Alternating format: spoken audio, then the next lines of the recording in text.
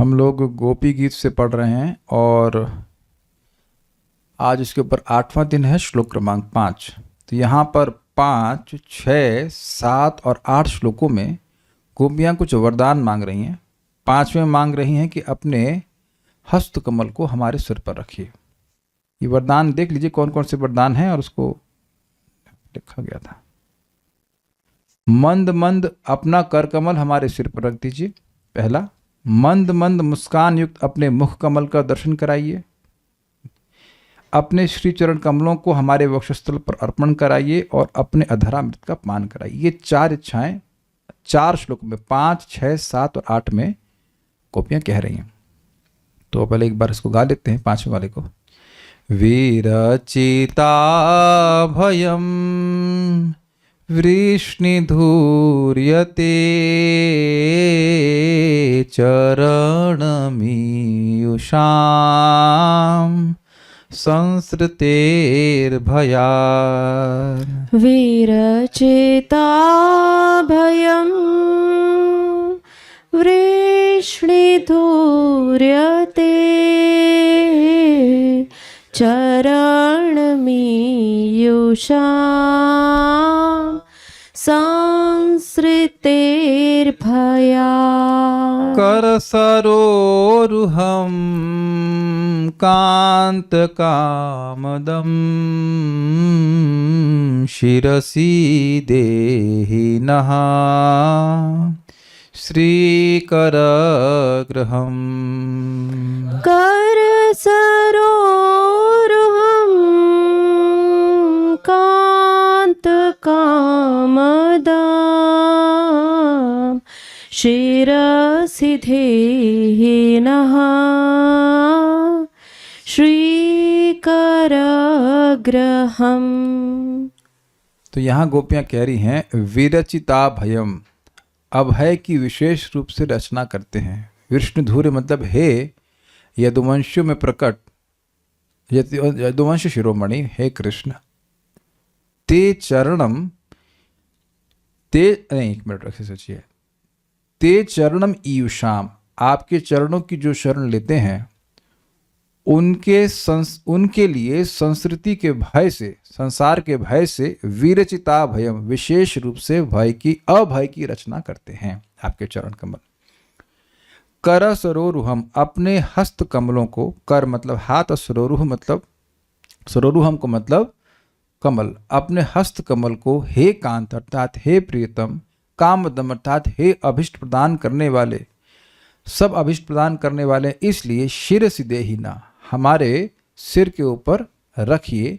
श्री करगृहम, और ये हस्त कैसे हैं? जो लक्ष्मी जी के हाथ को पकड़ने वाले हैं, मतलब श्री से युक्त हैं, ऐसे हाथों को रखिए। एक विचारणीय बात है कि गोपियां तो असंख्य हैं, तो भगवान कहें कि भाई किस किस पे रख सकते, तो ये तो स्वाभाविक सी बात है कि रासलीला में भगवान ने अपने आप को विस्तारित करके हर गोपी के संग रहे थे, तो उसी तरह से विस्तारित कर कर हर एक के सिर के ऊपर अपना हाथ वो रखेंगे, ये अंडरस्टूड है। बृहद वैष्णव तोषणी, ये शिला सनातन गोस्वामी जी के द्वारा लिखी गई है। अब या फिर से क्या शुरू होगा? देखिए बात क्या है, ये टीका या फिर से नहीं शुरू हो रही है। जीव गोस्वामी जी और सनातन गोस्वामी जी की टीका सेम ही है, और जहां से अलग है वहां से हम सनातन गोस्वामी जी की टीका को पढ़ा रहे हैं। समझ में? जो आपने पहले जीव गोस्वामी की, तो सब याद ही होगा आपको, जीव गोस्वामी की जो कल आपने पढ़ा था, उसमें से जो अलग अंश है वह सनातन गोस्वामी जी का यहाँ पे रखा जाता है।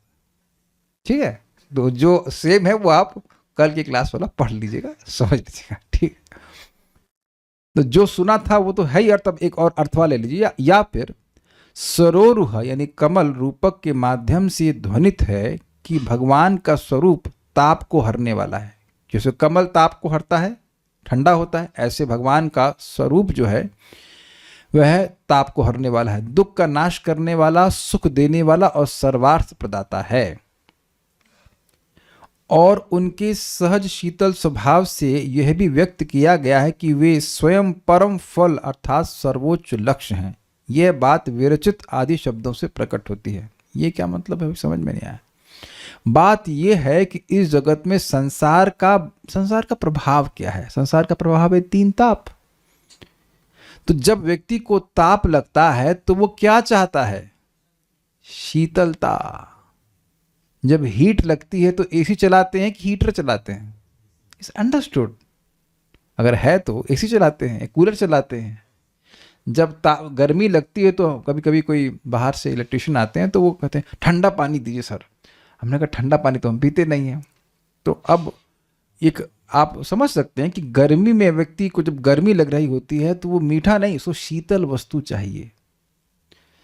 तो संसार का भय बहुत सारे तरीके हैं। संसार का एक और लक्षण है कि व्यक्ति को ताप लग रहा होता है, वो जलता रहता है, जहां भी जाता है उसको जलन अनुभव होती है। यहाँ तक कि जिनके पास धन है उनको भी प्रभुपाद समझाते हैं कि चाहे गरीब हो चाहे अमीर हो, उसके मन में एक भय बना ही रहता है कि कल कैसे चलेगा।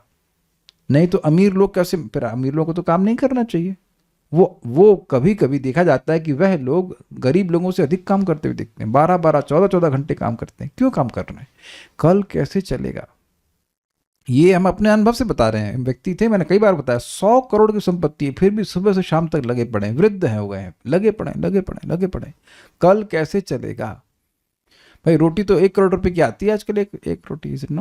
इतना तो महंगा भारत में भी नहीं हुआ है। तो ये ताप जिसको लग रहा है, जिसको ताप लग रहा है उसके लिए शीतलता ही चाहिए होती है। तो क्योंकि भगवान के चरणों का या भगवान के स्वरूप का स्वभाव ही शीतल है, इसलिए वही सर्वोच्च फल है। जब व्यक्ति को गर्मी लगती है, ताप लगता है, तो उसको जब शीतलता मिल जाती है तो वही उसको परम फल मानता है। ये बात है। There is nothing else you want. Just like किसी को भूख लगती है तो उसके लिए परम फल क्या है? भोजन मिल जाना।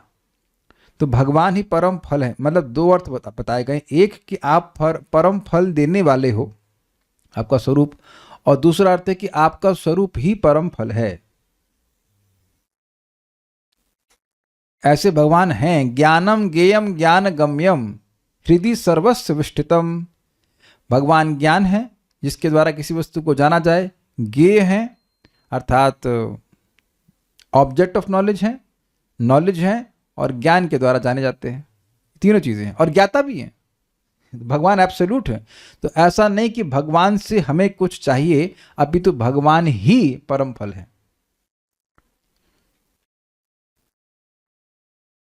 एक भक्त कह रहे हैं कि 3 ताप कौन से हैं? देखिए, एक है आध्यात्मिक ताप।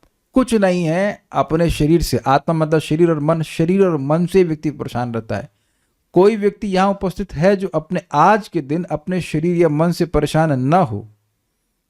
मैं ना हो को बहुत पूछ रहा हूं। हो तो सब लोग हाथ खड़ा कर देंगे। कुछ ना कुछ पेट में किसी के कुछ ना कुछ चलता ही रहता है। भूख, नींद आ रही तो दिक्कत, नहीं आ रही तो भी दिक्कत। कुछ लोगों को नींद नहीं आने की दवा लेनी पड़ती है, किसी को नींद आने की बहुत आलस आ रहा है तो उसकी दिक्कत, थकान है, कुछ कॉन्स्टेंटली। कोई नहीं दे रहा है, आपका शरीर आपका मन दे रहा है। और वह अगर मान लीजिए नहीं है, फॉर एग्जाम्पल कि नहीं है किसी क्षण, तो आदि भौतिक दूसरे लोग परेशान करते हैं, मच्छर मक्खी और क्या क्या।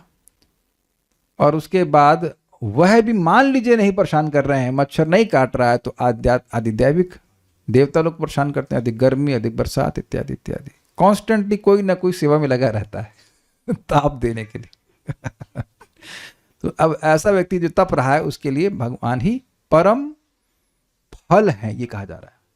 भगवान की प्राप्ति होगी तो सारा ताप समाप्त। जो लोग संसार भय से भी आपकी शरण में आते, उनके लिए आप विरचित अभयम अर्थात सर्वत्र भय के अभाव की अवस्था प्रदान करते। This is very nice, this is very nicely put. ये क्या कह रहे हैं? देखिए, भी का क्या मतलब है? देखिए, कुछ लोग, जो भक्त है वह तो भगवान का प्रेम प्राप्त करने के लिए, भगवान के चरणों की प्राप्ति करने के लिए भक्ति करता है। लेकिन कुछ लोग केवल संसार भय अर्थात त्रिताप की निवृत्ति के लिए भगवान की भक्ति करते हैं। जरा मरण मोक्षाया मामाश्रित्य तंतिये ते ब्रह्म तद विदु कृष्णम अध्यात्म कर्म चाखिलम। जरा और मरण से मोक्ष प्राप्त करने के लिए जो लोग मेरी शरण में आते हैं, जरा मरण मोक्षाया मामाश्रंति तंति, मामाश्रंति वही तो बोला था ना, जरा मरण मोक्षाया माम आश्रय यतन्ति, आश्रय माम आश्रय यतन्ति ते, जो लोग यत्न पूर्वक भगवान का आश्रय लेते हैं, किस लिए? जरा और मरण से मोक्ष प्राप्त करने के लिए। तो वह अध्यात्म को जानते हैं, आध्यात्मिक कर्म करते हैं, वो भौतिक कर्म नहीं करते हैं। तो ऐसे भी लोग हैं जो भक्ति प्राप्त करने के लिए नहीं, संसार से निवृत्ति प्राप्त करने के लिए भगवान की भक्ति करते हैं। वो एक शुद्ध भक्ति नहीं है, लेकिन वह भी अब क्योंकि आपकी शरण में आए हैं, आपको नहीं चाह रहे हैं, आपके चरण कमलों को नहीं चाह रहे हैं, आपके चरण कमल का आश्रय केवल संसार भय की निवृत्ति के लिए कर रहे हैं। तो इसलिए भी ऐसे लोगों के लिए आप सर्वत्र, ऐसे व्यक्तियों के लिए भी आप सर्वत्र भय के अभाव की, क्या लिखा है, सर्वत्र भय के अभाव की अवस्था प्रदान करते हैं। मतलब वो जहां जाएंगे उनको भय की प्राप्ति नहीं होती, वो जो चाहते हैं। इसको मोक्षकामी कहते हैं। इसलिए भाव यह है, हे प्रभु अब हमारे विरह भय यानी वियोग की पीड़ा को भी नष्ट कीजिए। अब इसलिए का क्या मतलब है? जो लोग आपको नहीं चाहते हैं, आपसे कुछ चाहते हैं, संसार भय की निवृत्ति चाहते हैं, आपको नहीं चाहते हैं, उनको भी आप वह इच्छित वस्तु देते हो, उनके भय का नाश करते हो कि नहीं? हाँ। तो हम तो आपसे, आपको चाहते हैं, हम आपको, आप सब चरण कमल चाहते हैं, आपके प्रेम चाहते हैं, तो हमारे विरह भय को क्यों नष्ट नहीं करेंगे? देखिए, इस बात को मैंने कई बार समझाया कि मान लीजिए कोई व्यक्ति से, आप सब लोग यहाँ पे क्लास सुनने के लिए आए हैं, लेकिन जब मैं मंदिर में सेवा कर रहा था तो हमारे ऑफिस में एसी लगा हुआ था, तो एक भक्त आकर के बैठ गए। तो वो इसलिए बैठ गए क्योंकि बाहर गर्मी लग रही थी। अब समझ में आया? समझ में आ रहा है कि नहीं आ रहा है? हमने ये देखा है कि बलराम हॉल में एसी लगवाए गए थे, तो खूब ठंडा था। तो कुछ लोग मैं भक्त तो नहीं कह सकता, कुछ लोग अंदर आके थे, काफी ठंडा है। तो अब उनको प्रवचन से प्रयोजन नहीं है, कुछ देर थोड़ी ठंड मिल जाए, ये बात है। तो अब आप ये बताइए कि दोनों के भाव में कुछ अंतर नहीं हो गया? कल्याण प्रभु समझ पा रहे हैं? दोनों भाव में अंतर हो गया कि नहीं हो गया? एक व्यक्ति भगवान की सेवा करना चाहता है, भाई यह क्या है, गोपियों का स्पष्ट है कि गोपी चाहती है भगवान सामने आए, भगवान की वो सेवा करें, इस प्रकार से वह सुखी हो, भगवान सुखी हो। तो वो तो बहुत बड़ा अंतर हो गया ना। आप किसी से कुछ चाहिए और कोई व्यक्ति चाहिए, दोनों में अंतर हो जाता है। उम्मीद है कि बात समझ में आ रही होगी। तो अधिक आत्मीयता है, बहुत अधिक आत्मीयता है, ममता है भगवान से। तो कह रहे हैं कि हमारा तो आपको विरह भय जरूर दूर करना चाहिए। कल्याण तो समझ में आया? कुछ मन में डाउट आ रहा है? कुछ डाउट आ रहा है तो पूछ लीजिए, बाद में नहीं कहना। हाँ बोलो। हरे कृष्ण प्रभु जी। ये प्रभु जी पहले भी पूछा था मैंने आपसे कि इच्छा तो चेंज होती रहती है ना, लाइक आज जाके जो दुख की निवृत्ति की इच्छा है, आगे जाके प्रेम की इच्छा हो सकती है, तो ये तो चेंज हो सकती है। वो पॉइंट नहीं है। देखिए, अगर कोई संसार भय से भगवान के चरण कमल की प्राप्ति, चरण कमल की सेवा कर रहा है तो अच्छी बात है, अच्छी, एक लेवल से अच्छी बात है। लेकिन जब तक भक्तों की संगति नहीं होगी उसको प्रेम प्राप्ति की इच्छा नहीं होगी। सुखदेव गोस्वामी को हो रही थी, वो तो ब्रह्म में निष्ठ थे। तो जब तक भागवत के श्लोकों को नहीं सुने, भगवान के भक्तों की संगति नहीं हुई, प्रेम की उत्कृष्टता समझ में नहीं आती है। और दूसरे एंगल से देखा जाए तो ये अच्छी बात नहीं है।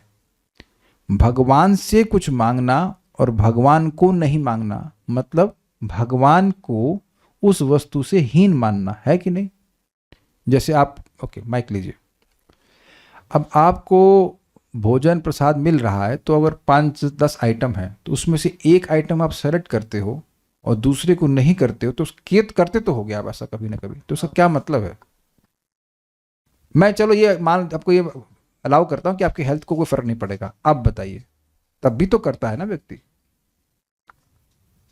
पेट भरा होगा। अरे पेट भरने वाले वो पॉइंट तो है ही नहीं है, बैठे हो खाना खाने के लिए, हाँ तब हाँ करते हैं। तो मतलब एक सब्जी अच्छी है, एक सब्जी नहीं अच्छी है। हाँ। तो अब कोई व्यक्ति संसार के भय की निवृत्ति को अच्छा मान रहा है और भगवान को नहीं अच्छा मान रहा है, तो वो अच्छा बुद्धि का है लक्षण। आप प्रैक्टिकल जानते हैं, प्रकाशानंद सरस्वती, खैर वो तो भगवान की शरण ही नहीं ले रहे थे, मोक्ष चक्कर में पड़े हुए थे, लेकिन भगवान की तरफ नाम रूप को ध्यान ही नहीं दे रहे थे, उपेक्षा कर रहे थे। तो ये अच्छा उस दृष्टि से नहीं कि जो उत्कृष्ट वस्तु उसकी स्प्रिया ही नहीं करना। और इच्छा अपने आप चेंज नहीं होती है, इच्छा चेंज होती है, इच्छा आती ही है संग से। संगात संजायते कामा, का मतलब कोई भी इच्छा। भागवतम तो है, तो सब लोग की इच्छा भागवतम सुनने की होती थी पहले। जब आप लोग संगत में आते हैं तब इच्छा होती है। तो ये निम्न इच्छा है, इसीलिए तो भगवान ने इसको अलग रखा है। गीता में 7वें अध्याय को पढ़ेगा, उसमें अलग रखा गया है। जो लोग भगवान की मोक्ष के लिए पूजा करते हैं वो अलग है। और बाकी चैतन्य चरितामृत में तो स्पष्ट कहा गया, तार मध्य मोक्ष वांछा कैटभ प्रधान, जहां होते कृष्ण भक्ति है अंतर ध्यान। आप 2.3.10 भी पढ़ लीजिएगा संबंध में। जो मोक्ष की कामना है वो सबसे बड़ी इंद्रिय तृप्ति की कामना है, क्योंकि अपने दुख की निवृत्ति चाहता है और अपने सुख की प्राप्ति चाहता, भगवान के लिए नहीं चाहता। लेकिन फिर भी भगवान कहते हैं कि भाई हमारे चरणों में आया है तो इसका व्यर्थ नहीं जाना चाहिए। ये बात है। See purifying our the desire to purify our heart so that love may manifest is a different thing. अगर हमारी ये इच्छा होती है, और ये होनी भी चाहिए, कि हमारा हृदय शुद्ध हो जाए ताकि भगवान के चरणों में हमारा प्रेम प्रकट हो जाए, तो ये बहुत अच्छी इच्छा है। और ये इच्छा बहुत प्रैक्टिकल है। कितने लोगों को ये इच्छा प्रैक्टिकल नहीं लगती है? Please react. मेरा हृदय शुद्ध हो जाए ताकि मेरे हृदय में प्रेम जागृत हो जाए, ये सेवा, ये इच्छा करना किसको मुश्किल लगता है? आप बताइए और चैट पे बताइए क्या मुश्किल लगता है इसमें। I think it is very practical desire, और ये बहुत ज्यादा बढ़िया बात है। इसी का मतलब होता है हृदय से जप करना, हृदय से कोई भी सेवा करना, कि मेरा हृदय शुद्ध हो जाए, मेरा हृदय शुद्ध हो जाए ताकि भगवान का प्रेम जो मेरे हृदय में सुप्त है वह जागृत हो जाए। तो ये किया जा सकता है, लेकिन ये किया जा रहा तो बहुत अच्छी बात है। नहीं तो जो भी बाकी इच्छाएं वो हीन इच्छा है।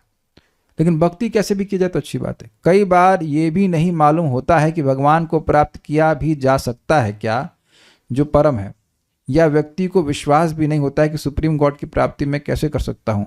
I am simply nothing. देखिए एक बात आप विचार कीजिए, जो कह रहा है आई एम सिंपली नथिंग, उसमें आई तो है ना? क्यों गौरव प्रभु, गलत तो नहीं बोल रहा? इफ आई से आई एम नथिंग, तो आई तो हो ना आप। तो नथिंग होते तो आई भी नहीं होता। तो आई तो बच गया ना भाई। We are not nothing. कौन यहां नथिंग है? यहां 88 नथिंग लोग आए हैं। Are you nothing? No no, we are not nothing, we are small but not nothing. तो उम्मीद है, एक भक्त कह रहे हैं कोशिश कर रहे हैं, आप मेरे बात को समझिए, आप बात समझिए। It is not a point of, it's not a point of कोशिश कर रहे हैं। क्या इच्छा करना कि मेरा हृदय शुद्ध हो जाए, इसमें कोशिश की जरूरत है या खाली करना, इसको करना शुरू कर सकते हैं हम? इसमें क्या सोचना है? इसमें इतना अच्छा ये बताइए, कितने लोगों को काम, क्रोध, लोभ, मोह बिल्कुल परेशान नहीं करता? जल्दी से हाथ खड़ा करो। मुझे लगता है सब प्योर डिवोटीज हैं, परमहंसी लोग आते हैं मेरे क्लास में। तो कुछ इनसे तकलीफ हो रही है तो इसको दूर करने में, इच्छा करने में क्या तकलीफ है बताइए? वरुण प्रभु, पीठ में कभी दर्द हो जाता है तो उसके लिए इच्छा करना, या दर्द चला जाए तो उसके लिए साधना करनी पड़ती है। है कि नहीं? पेट में दर्द होता है तो ये इच्छा करना कि ये चला जाए, ये दुर्गुण चला जाए, इसके लिए कोई साधना करनी पड़ती है। ये काम, क्रोध, लोभ, मोह, मत्सरी खत्म होए, परेशान कर रहे हैं, ये हमारी भक्ति में अंतराय आ रहा है, इससे दिक्कत आ रही है, ये चले जाए तो इसको इच्छा करना खराब बात है। हमको तो समझ में नहीं आ रहा है कि इसमें क्या, इसमें कोशिश वाली बात क्या है। To desire that my heart will become purified is not difficult. ये अच्छी इच्छा है, क्योंकि अगर हृदय शुद्ध होगा तभी ना भगवान हृदय में बैठेंगे। तो ये सब इच्छा करना चाहिए। लेकिन ये संसार जन्म मृत्यु के चक्र से मुक्त हो जाएं, एक लेवल पे ठीक है, प्रीचिंग करते हैं, लेकिन ये वास्तविक भक्ति नहीं है। अन्याभिलाषिता शून्यम ज्ञान कर्मादि नावृतम आनुकूल्येन कृष्णानुशीलनम भक्तिरुत्तमा। अब इसकी व्याख्या आप सुन लेना। आप कांत अर्थात प्रीतम और कामदो अर्थात इच्छा पूर्ण करने वाले हैं। इससे यह बताया गया है कि आप स्वयं सब प्रकार के अर्थ यानी फल हैं। आप ही फल हैं और सब कुछ प्रदान करने वाले भी हैं, क्योंकि आप कामद हैं। देखिए, कांत का अर्थ था प्रियतम, और काम का अर्थ और भी था। हाँ, प्रियतम से डिराइव कीजिए। प्रियतम मतलब जो सबसे प्रिय है, जो सबसे अधिक प्रिय है, वो सबसे अच्छा फल है कि नहीं? नहीं समझ में आया? आपको सबसे अच्छा क्या लगता है खाने में? सब कहेंगे हमको कड़ी अच्छी लगती है, हमको ये अच्छा लगता है। तो जो सबसे अधिक प्रियतम है वो सबसे अच्छा फल हुआ कि नहीं आपके लिए? तो कांत कहने का अर्थ हुआ कि आप सबसे अधिक कमनीय हैं, और कामदम मतलब सारे फल देने वाले हैं। समझ आ गई? ठीक है, ये कल भी समझाया था मैंने। कांत अर्थात प्रीतम, जो भगवान कृष्ण के सर्वोत्तम गुण का सर्वोत्तम गुण की सर्वोच्च अभिव्यक्ति है, उसे कामदम अर्थात इच्छाएं पूर्ण करने वाले शब्द से पहले रखा गया है, यद्यपि गुणों की सूची में वे अंतिम स्थान पर होना चाहिए। ये सब क्यों बोल रहे हैं? कांत शब्द है अर्थात प्रियतम, तो भगवान का ये सर्वश्रेष्ठ गुण है। अब वो बोल दिए तो सारे गुण आ जाए, क्यों प्रियतम, अब ये करते हैं वो करते, सारे गुण आ गए उसमें। प्रियतम मीन्स हाईएस्ट लवेबल ऑब्जेक्ट। तो पॉइंट ये कह रहे हैं सनातन गोस्वामी कि जब गुणों को रखा जाता है तो सबसे अच्छा गुण एंड में रखा जाता है, मथुरे न समाप्त, सबसे हाईएस्ट गुण को एंड में रखा जाता है। लेकिन यहां पे बोला जा रहा है कांत कामदम, कामदम से पहले कांत को क्यों रख रहे हैं? इसके लिए कुछ आगे बोलते हैं। कांत को कामदम से पहले रखने का कारण यह है कि इससे मुख्य निष्कर्ष यानी भावार्थ पर बल दिया जा सके, जैसा कि भागवतमृत में समझाया गया है। अब ये एक दिक्कत आ रही है कि भागवतमृत में क्या समझाया गया है ये हमको नहीं समझ में आ रहा है, क्योंकि हमको नहीं पता कि भागवतमृत में क्या समझाया गया, इसलिए आगे बढ़ जाते हैं। ठीक है, कुछ जो मैं डिराइव कर रहा हूँ यही लग रहा है कि ये बात समझ में आ रही है कि भगवान हाईएस्ट लेवल ऑब्जेक्ट है, यही समझाया गया है।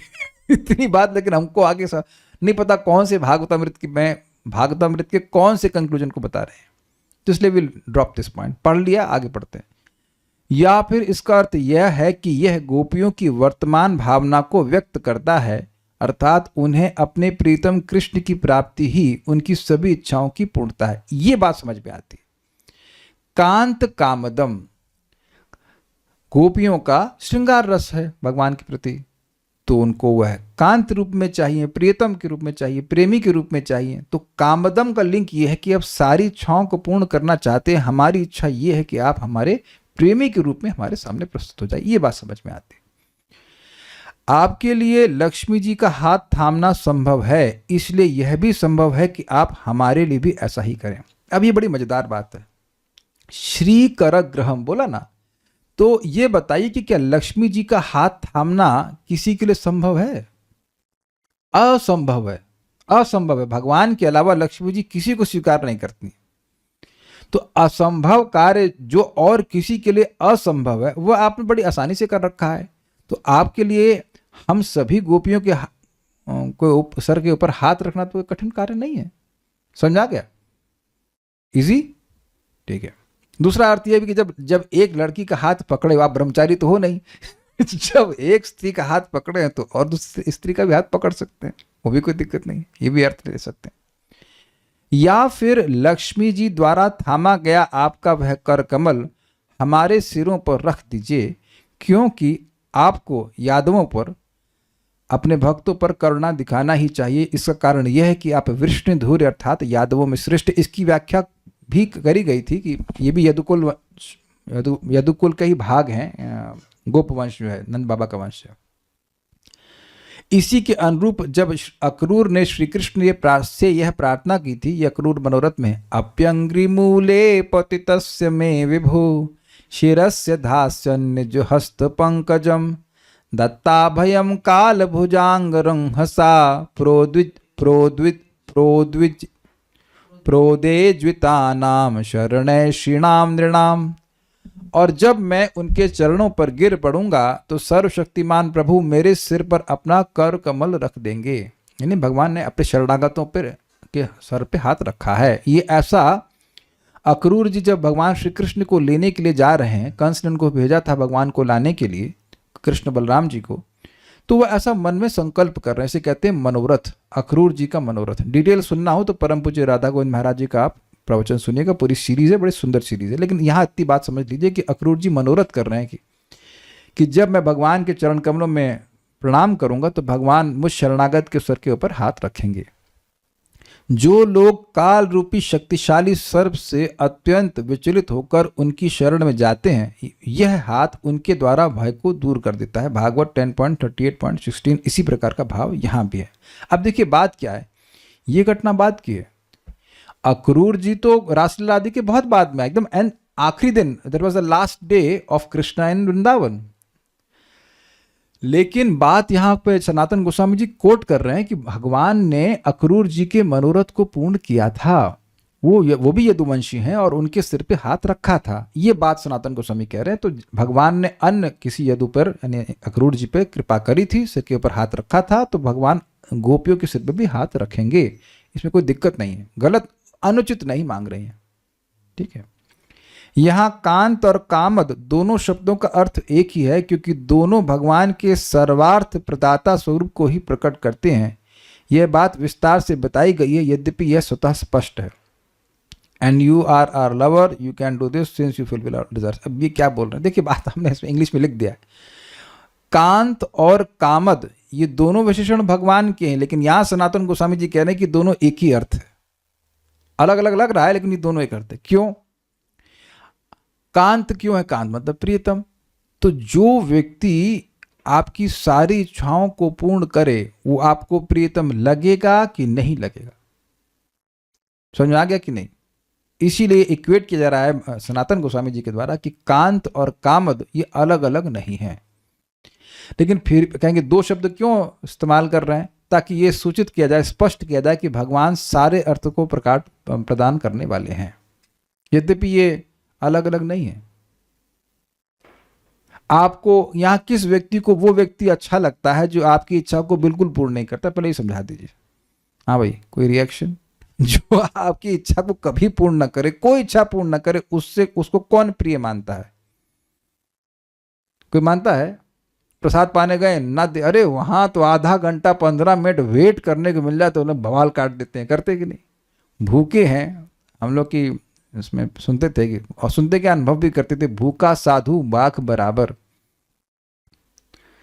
तो अब भोजन करने के लिए साधु बैठ गया और नहीं आपने भोजन दिया तो अब देखिए कितनी गाली पड़ेगी, बहुत डांट पड़ती है। अरे खराब हो गए सब, ऐसे करते हैं वैसे करते हैं। मंदिर में स्पष्ट था कि 9:01 नहीं हो सकता था, 9:05 में तो बवाल हो जाएगा। और आज भी मेरे ख्याल से वही नियम है, 9 बजे मीन्स 9 बजने में 5 मिनट पे हो जाएगा, 9 बज नहीं सकता। तो जो व्यक्ति आपकी इच्छा को पूर्ण करता है वह प्रियतम हुआ ना।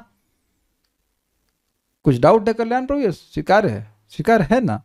तो अब कह रहे हैं कि हमारी सारी इच्छाओं को आप पूर्ण करने वाले, इसलिए अब कांत है। और का मतलब तो वही अर्थ स्पष्ट है। तो उम्मीद है कि बात भी समझ में आई होगी। या फिर जो लोग शत्रुजन्य भय या संसार रूपी भय से भागकर आपकी चरणों की शरण में आते हैं, उन्हें आप शत्रु यानी विनाश के द्वारा विरचितम अभय पूर्ण निडरता प्रदान करते हैं। यहां दो अर्थ ले रहे हैं कि या कोई संसार भय से भाग के आता है या शत्रु के भय से भी भाग के आता है, तो उसको भी आप अभय प्रदान करते हो, ये बात बोल रहा है।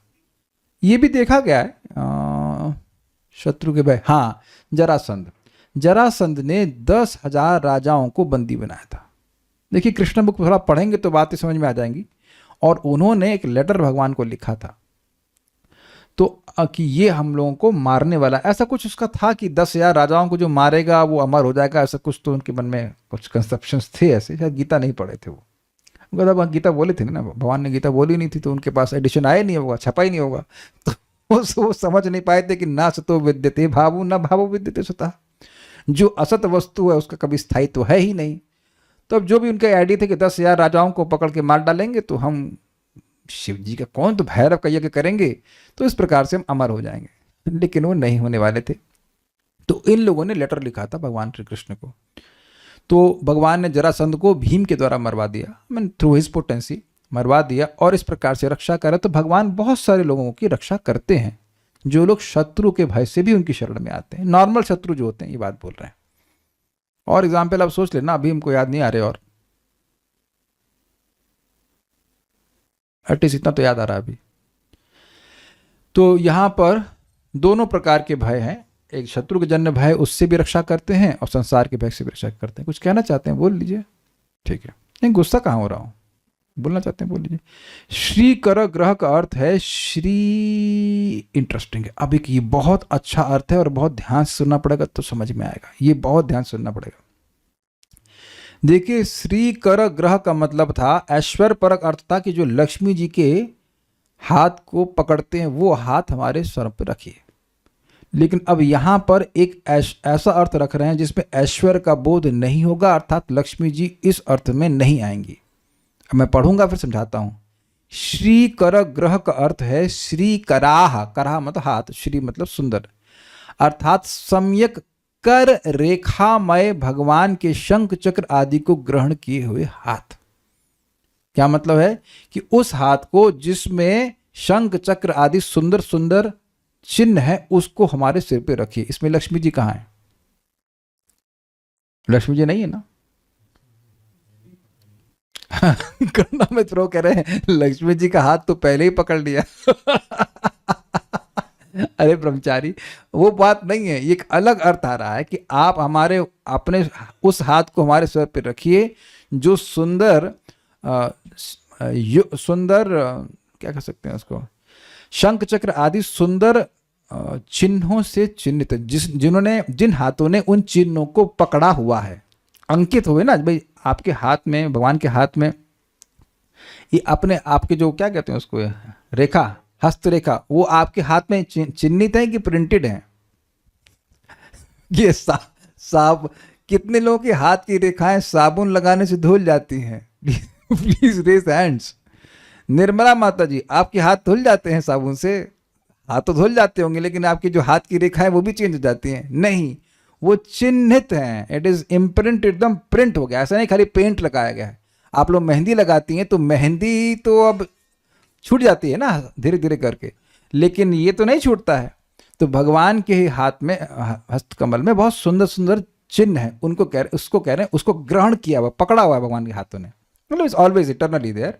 तो उस हाथ को हमारे सिर पे रखिए जो कि सुंदर कल्याणमय चिन्हों से युक्त हैं। आप लोग रिसर्च कर सकते हैं, है इंटरनेट पे, भगवान के चरणों में कौन कौन से चिन्ह हैं, भगवान के हस्त कमल में कौन कौन से चिन्ह, हम डिटेल नहीं जानते हैं, लेकिन शंख चक्र आदि हैं, और भी आदि मतलब और भी होंगे, हम उसके बारे में नहीं जानते हैं। आप लोग देख लीजिएगा उसको, सब वर्णन शास्त्र में है उसका। तो उस हाथ को हमारे सिर पे रखिए, तो यहाँ लक्ष्मी जी ओमिट हो गई, ये भी अर्थ है। यह अर्थ लक्ष्मी से संबंधित ऐश्वर्य परक अर्थ के बिना है। सारा दर्शनी देख लेते हैं। यदि श्री कृष्ण कहें, हे प्रिय भाषिणी गोपियों, तुम्हारे इस प्रकार के सुमधुर प्रणय कोप उक्ति रूप अमृत का पान करने के लिए ही मैं अंतर्हित हुआ था। एक भक्त ने पूछा था यूट्यूब पर कि भगवान क्या गोपियों की परीक्षा ले रहे हैं? आई कैन नॉट से परीक्षा ले रहे हैं, लेकिन ऐसा यहाँ पे चक्रवर्ती पास समझा रहे हैं कि भगवान उनके गुस्से को सुनना चाहते हैं। इस जगत में कभी कभी पति पत्नी को जानबूझकर गुस्सा दिलाता है ताकि वो झगड़ा करे, चिढ़ाएगा उसको ताकि वो थोड़ा गुस्सा करे, और वो सब अच्छा लगता है लोगों को। भगवान भी रुक्मिणी को, माता रुक्मिणी को ऐसे कर रहे थे, तुमने गलती करी हमसे शादी करके, ऐसे करके वो बेचारी बेहोश ही हो गई। कहती वो सोच रही कि वाकई कृष्ण हमको छोड़ देंगे, लेकिन ऐसा करते हैं। तो कह रहे कि मैं अपने आप को अंतरित इसलिए किया ताकि मैं आप लोगों का प्रणय को, प्रणय मतलब, प्रणय का फिर अर्थ बताऊंगा, प्रणय मतलब लड़के और लड़की के बीच में जो प्रेम होता है उसको प्रणय कहते हैं। तो उस प्रणय से जो उत्पन्न कोप है उसको मैं सुनना चाह रहा था, गुस्से में तुम लोग क्या बोलती हो। मेरी वह अभिलाषा पूर्ण हुई, अतएव अब तुम अपनी इच्छा अनुसार वर मांगो। क्या चाहती? मैं प्रसन्न हो गया। श्री कृष्ण की ऐसी अनुग्रह पूर्ण उक्ति की संभावना कर गोपियां आश्वासित होकर अपने पृथक पृथक अभिष्ट की प्रार्थना कर रही हैं। समझे बात?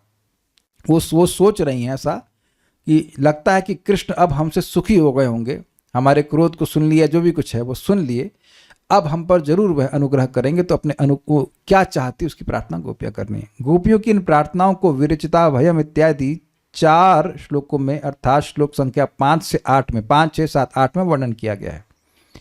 हे वृष्णिधूर्य, अर्थात हे अपने कमल रूपी कुल को प्रस्फुटित करने में सूर्य तुल्य। भाई क्या क्या अर्थ लिया गया।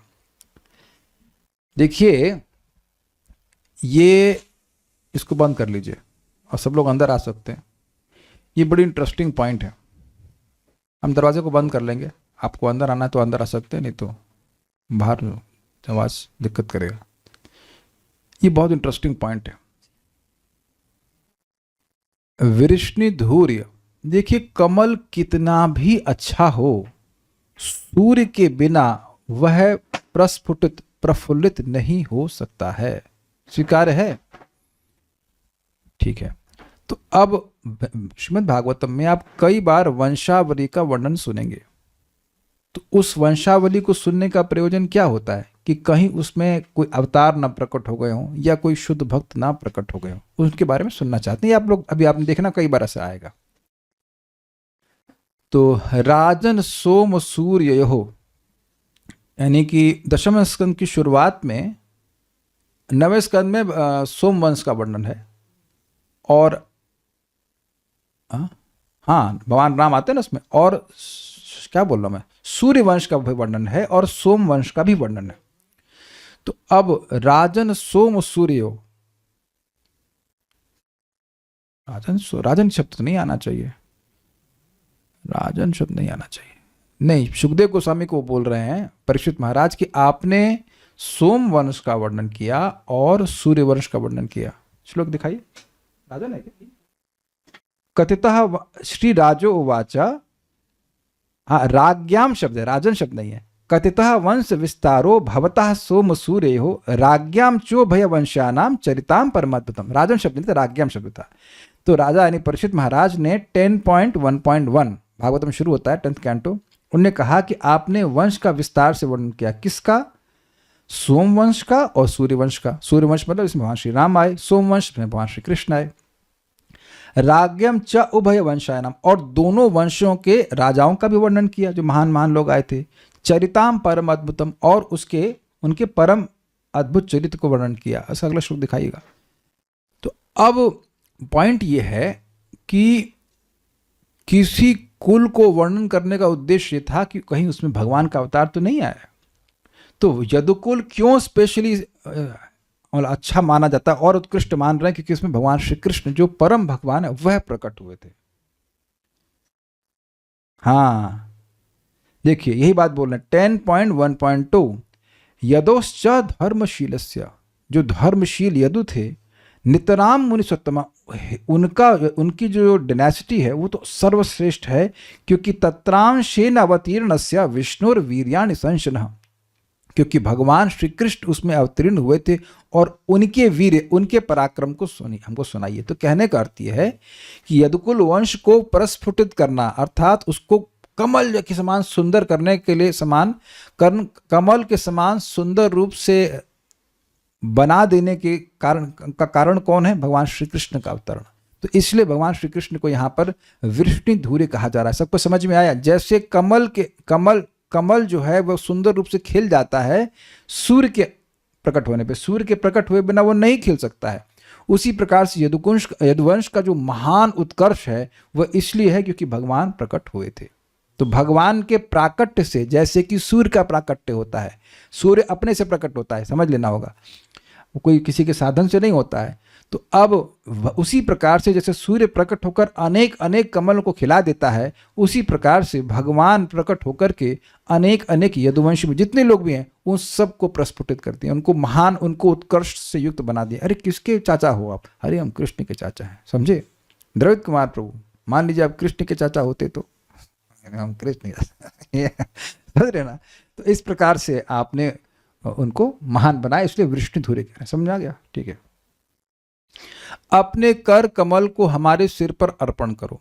यदि श्री कृष्ण कहें कि किस लिए अर्पण करूं, इसके उत्तर में गोपियां कह रही हैं कामदम, अर्थात हम जिस कंदर्प के बाणों के, कंदर्प में मदन, कंदर्प के बाणों के प्रहार से भयभीत होकर तुम्हारे चरणों में शरणागत हुई हैं, उस कंदर्प को अर्थात काम पीड़ा को नाश कर देने वाले कामम द्यति खंडयति, अपने हस्त कमल को हमारे सिर पर अर्पण करो। ये कैसे अर्थ होता है? देखिए, कामदम का एक अर्थ तो आप जानते हैं कामनाओं को पूरा करने वाला, और द का एक अर्थ आपने सुना था द्यसी शब्द से दति मतलब नष्ट करने वाला, क्योंकि आपका हस्त कमल काम को नष्ट करने वाला है। कामदम, द मतलब नाश करने वाला। तो हमारे हृदय में जो कंदर्प के द्वारा काम पीड़ा हो रही उसको आप नष्ट कर दीजिए, इसलिए बोल रहे हैं, इसलिए हमारे सर पे हाथ रखिए। दूसरे अर्थ में काम रोग को दूर करने वाला आपका कर कमल अपनी अनंत भंगियों द्वारा काम को प्रदान भी करता है, कि हाँ ये सत्य बात है। कामदम मतलब काम को प्रदान करने वाला, इच्छा को प्रदान करने वाला। तो हमारी इच्छा है कि हमारे हृदय की जो भी हमारी इच्छा है कि आप हमारे सर पे हाथ रखिए और हमारी सेवा को स्वीकार कीजिए इत्यादि इत्यादि। तो यद्यपि वे कामनाओं को दूर करने वाला है, फिर भी इच्छाओं को प्रदान करने वाला है। इस बात को थोड़ा समझिए। एक भक्त ने कहा कि गुरु मुख पद्म वाक्या चित्ते ते कोरिय आज्ञा और न करिय मने आशा। सब लोग गाते हैं, श्री गुरु चरण रति ऐ स उत्तम गति से प्रसादे पूरे सर्व आशा। तो अजीब सी बात बोल रहे हैं। गुरु मुख पद्म वाक्य, भगवान गुरु के मुख कमल से जो बात निकल रही है, गुरु मुख पद्म वाक्य चित्ते कोरिय आज्ञा, उसको चित्त से एक कर दो, चित्त और कहीं नहीं जाना चाहिए। और न करिए मने आशा, और कोई आशा नहीं करनी चाहिए। और दूसरा कह रहे हैं श्री गुरु चरण रति यही से उत्तम गति, श्री गुरु के चरणों में जिसको प्रेम हो गया वो उस उत्तम गति को प्राप्त करता है और उनकी कृपा से सारी आशाएं पूर्ण हो जाती हैं। तो एक तरफ तो कह रहा है कि कोई आशा मत रखो और दूसरी तरफ कह रहे हैं सारी आशाएं पूर्ण हो जाती हैं। तो सारी आशा तो बहुवचन हो गया ना। एक ही श्लोक में आप देखो ना, पहले बोल रहे हैं कि एक आशा रखो और दूसरी तरफ कह रहे हैं कि और सारी आशा त्याग दो, और दूसरी तरफ कह रहे हैं कि सारी आशाएं पूर्ण हो जाती हैं। देखिए एक ही आशा होती है कि हम गुरु को प्रसन्न कर लें। अब उस वो अगर इच्छा रहे कि हम गुरु को प्रसन्न करें, कृष्ण को प्रसन्न करें, तो अब कृष्ण संबंधी जो भी इच्छा है वो सब पूर्ण हो जाएगी। कि भगवान का दर्शन हो, भगवान का प्रेम प्राप्त हो, भगवान ये वो तो है ना मल्टीपल इच्छाएं, वो तो अलग इच्छा नहीं है। कृष्ण को सुखी करने के ही अलग अलग विधान हो सकते हैं ना, कि भगवान को भोजन बनाना है, भगवान की सेवा मिले, भगवान का प्रचार करें, या जो भी नाम रुचि मिले, वो सारी इच्छा पूर्ण हो जाएंगी। तो यहाँ कहने का अर्थ है, मैं समझाने का ही प्रयास कर रहा हूँ कि आशा को अलग अलग तरह से अर्थ में रखा जा रहा है। तो काम रोग को दूर करने वाले भगवान हैं, भौतिक भोग को इच्छा को खत्म कर देंगे। लेकिन अब अपने अनंत भंगियों के द्वारा, मतलब हाथ को अलग अलग प्रकार से संचालन करने के द्वारा, या अपने हस्त के प्रभाव से भगवान हर इच्छा को प्रदान करने वाले हैं। तो वो भी अर्थ भी ग्रहण करना होगा। थोड़ा सोचिएगा तो समझ में आ जाएगा क्या कह रहे हैं। ये कर कमल काम पीड़ा को दूर करने में असमर्थ है, ऐसी बात नहीं है। क्योंकि संसार के भय से भीत होकर जो तुम्हारे चरणों में शरणागत होते हैं, तुम्हारे ये कर कमल उन्हें अभय प्रदान करते हैं, अर्थात संसार के भय से उनकी रक्षा किए करते हैं। इसलिए जो कर कमल संसार भय से रक्षा करने में समर्थ हैं, क्या उन्हें काम भय से रक्षा करने में तनिक भी प्रयास करने की आवश्यकता है? तो क्या उत्तर है? नहीं। संसार का ही जब जन्म मृत्यु का चक्र ही समाप्त कर देते हैं आपके चरण कमल या आपके हाथ, तो अब वह किसी के हृदय में काम को खत्म कर दें तो कौन सी बड़ी बात है? तो ये बात बोल रहे हैं, ये भी इजी है। नेक्स्ट, यहां श्री कृष्ण कह सकते हैं कि यदि तुम अपनी काम पीड़ा को ही दूर करवाना चाहती हो तो मैं तुम लोगों के वक्षस्थल पर ही अपने करकमल को अर्पण करूंगा। ऐसा करने से मेरी अभिलाषा भी पूर्ण हो जाएगी, क्योंकि मैं भी तुम्हारे वक्षस्थल को स्पर्श करने की इच्छा रखता हूं। इसका उत्तर देते हुए गोपियां कह रही हैं, श्री करग्रहम अर्थात श्री लक्ष्मी के वक्षस्थल पर करकमल अर्पण करते समय जिस प्रकार वे तुम्हारी इस क्रिया को वारण करने के लिए, हाथ को रोकने के लिए अपने दोनों हाथों द्वारा तुम्हारे जिस करकमल को ग्रहण करती हैं, उसी प्रकार तुम्हारे उसी करकमल द्वारा हमारे वक्षस्थल को स्पर्श करने के लिए उद्यत होने पर भी हम भी उसे वारण कर, उसको दूर कर अपने सिर पर धारण करना ही उचित मानती हैं। ऐसा भाव है। यहाँ पे बात खत्म होती है। कोई प्रश्न है? नथिंग मीन्स इनसिग्निफिकेंट, नहीं और कुछ नहीं। सो विल स्टॉप। फिर कुछ बोलिए। हरे कृष्ण प्रभु जी, वो बृहद वैष्णव तुलसी टीका में जो लास्ट में लक्ष्मी के बिना जो अर्थ है उसमें श्री का क्या मीनिंग है? श्री मतलब सुंदर, जो भगवान के हाथ में सुंदर कल्याणमय चिन्ह है, जैसे कि शंख चक्र, ये सब बड़े ऑस्पिशियस, श्री मतलब ऑस्पिशियस के अर्थ में। तो उनसे जो युक्त आपका हाथ है वो आप हमारे सर पे रख दीजिए। So will stop now. Shri Shri Gopi Geet की जय, श्रील प्रभुपाद की जय, निताई गौर प्रेमानंदे।